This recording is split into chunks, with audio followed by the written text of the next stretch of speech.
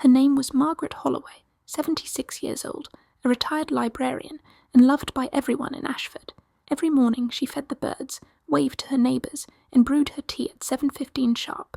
But one autumn morning she didn't open her curtains. The mailman noticed her letters piling up.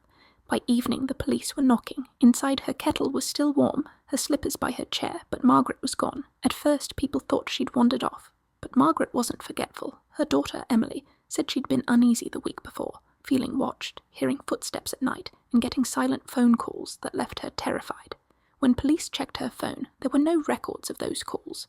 Search teams scoured the nearby woods and found a torn page from an old library logbook, one Margaret used decades ago. On the back, written in shaky handwriting, were the words, "He found me again." That note led detectives to her past, and to Harold Price, a man she'd once testified against for stalking her back in the 1970s. He'd served time and vanished, but witnesses said they'd seen an old man in a grey coat walking near Margaret's house days before she disappeared. Police traced Harold to an abandoned farmhouse 2 towns away. Inside were newspaper clippings about Margaret, her retirement notice, her husband's obituary, even photos from community events. But neither Harold nor Margaret were there. Weeks later, police found a tent hidden in the woods. Inside was Harold Price, frail, confused, and terrified. He swore he hadn't hurt her.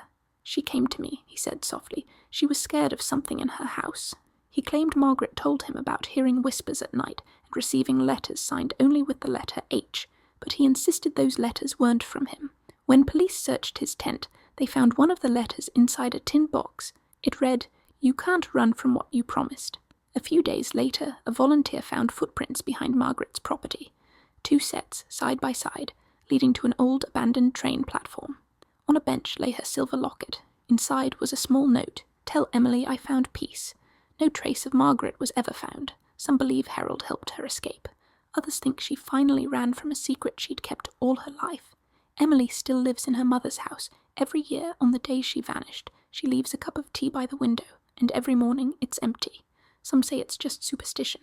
Others claim they've seen an old woman standing in the garden at dawn, her figure fading into the fog. No one knows what really happened to Margaret Holloway, only that her story still haunts Ashford, a quiet town that never forgot the woman who disappeared without a trace. If you enjoyed this story, don't forget to like, share, and subscribe to Enigma Files, where every mystery hides a truth waiting to be found.